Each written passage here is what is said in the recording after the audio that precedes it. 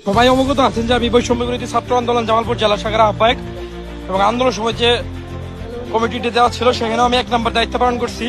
দীর্ঘ 26 দিনের আন্দোলনে একবারে প্রথম থেকে শেষ পর্যন্ত আন্দোলন সমাপ্তি পর্যন্ত আমি কাজ করে গেছি দেশের স্বার্থে। দীর্ঘ 16 বছরের ফ্যাসিস্ট শাসনকে এক দীর্ঘ রক্তাক্ত আন্দোলনের মাধ্যমে এই সরকারকে আমরা পতন করছি। কিন্তু দুঃখের বিষয় হচ্ছে যে আজকে 5 আগস্টের পর 8 মাস পর আসামিরা আমার বাড়িতে আজকে হামলা করতে আসছে রাতে।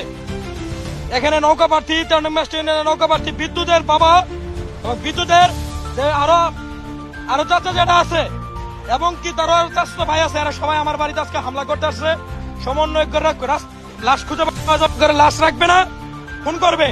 এই ধরনের আমি বৈষম্য বিরোধী ছাত্র আন্দোলনের একজন আহ্বায়ক হওয়ার পরও এই ধরনের আচরণ করার পরও প্রশাসনের টনক নড়ে না, স্বরাষ্ট্র উপদেষ্টা আইন উপদেষ্টা কি টনক নড়ে না। স্বরাষ্ট্র উপদেষ্টা আইন উপদেষ্টা আমাদের জীবনটা ফাঁসির মঞ্চে ফালায় কেন আজকে তাদেরকে সুযোগ করে দেওয়া হচ্ছে? আওয়ামী লীগকে বারবার নিষিদ্ধ করার পরও কেন নিষিদ্ধ করা হচ্ছে না?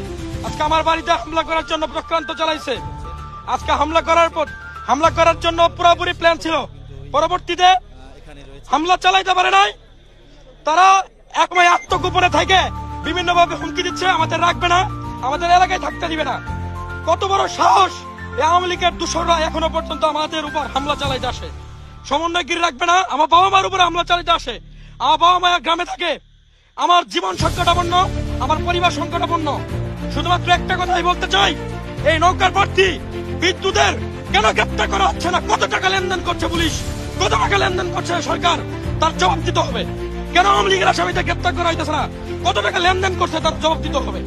কেন টাকা লেনদেনের বিনিময়ে আমাদের জীবনকে সংকটাপন্ন করে ফেলছে?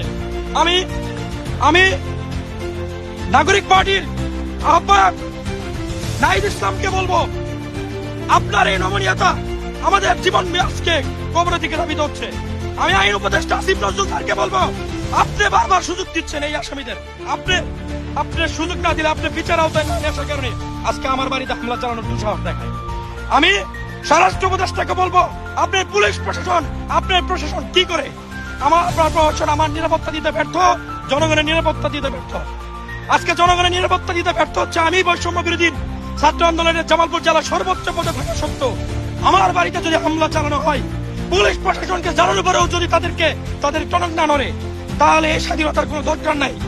এই স্বাধীনতা কোনো দরকার নাই। আমরা 5 আগস্টের আগে মৃত হয়ে গেছি, আমরা মৃত্যুবরণ করবো। আমার এই আসামি